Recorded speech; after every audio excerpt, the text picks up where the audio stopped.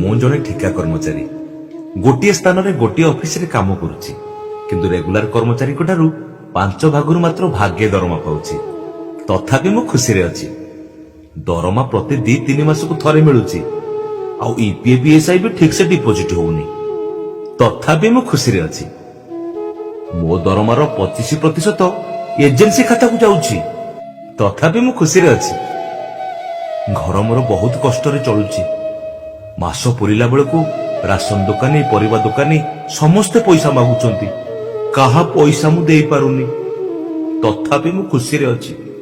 ପର୍ବପର୍ବାଣୀ ଆସିଲେ ପିଲାମାନଙ୍କ ପାଇଁ ନୂଆ ଡ୍ରେସ୍ ଟିଏ କିଣି ପାରୁନି, କି ତାଙ୍କ ପାଠପଢା ଖର୍ଚ୍ଚ ବି ଠିକ୍ ସେ ବହନ କରିପାରୁନି। ତଥାପି ମୁଁ ଖୁସିରେ ଅଛି।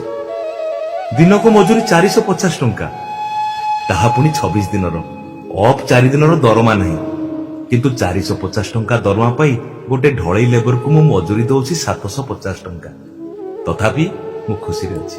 ପ୍ରତିବର୍ଷ ନୂଆ ଠିକା ସଂସ୍ଥା ଟେଣ୍ଡର ପାଇଲେ ଚାକିରିରୁ ବାହାର କରିଦେବ ବୋଲି କହୁଛନ୍ତି, ଆଉ ସେଇ ଭୟରେ ତାଙ୍କୁ କିଛି ଖର୍ଚ୍ଚ ପାଣି ବି ଦେବାକୁ ପଡୁଛି। ତଥାପି ମୁଁ ଖୁସିରେ ଅଛି।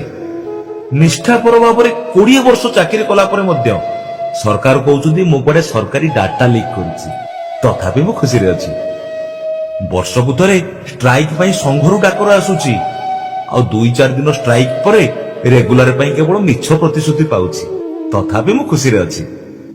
ରେଗୁଲାର ହେବାକୁ ସରକାର ବଦଳିବାରେ ଗୁରୁତ୍ୱପୂର୍ଣ୍ଣ ଭୂମିକା ମୁଁ ଗ୍ରହଣ କରିଛି, କିନ୍ତୁ ବଦଳରେ କେବଳ ଧୋକା ମୁଁ ପାଇଛି।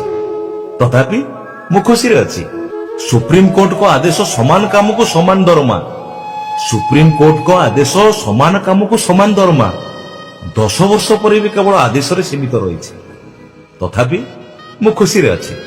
ଘରଠୁ ବାହାର ସମସ୍ତେ ପଚାରୁଛନ୍ତି, ଆରେ ତୋର କେବେ ରେଗୁଲାର ହବ? କିଛି ଉତ୍ତର ନ ଦେଇ ହସି ଦେଇ ବାଟେ ବାଟେ ଚାଲି ଯାଉଛି। ତଥାପି ମୁଁ ଖୁସିରେ ଅଛି। ରେଗୁଲାର ହେବ ବୋଲି ଆଶାରେ ରହି ରହି 60 ବର୍ଷ ବୟସ ଆଡକୁ ଅଗ୍ରସର ହେଉଛି। ଭବିଷ୍ୟତ ମୋର ଅନ୍ଧକାର ଦେଖାଯାଉଛି। ତଥାପି ମୁଁ ଖୁସିରେ ଅଛି। ତଥାପି ମୁଁ ଖୁସିରେ ଅଛି। ହଁ, ତଥାପି ମୁଁ ଖୁସିରେ ଅଛି।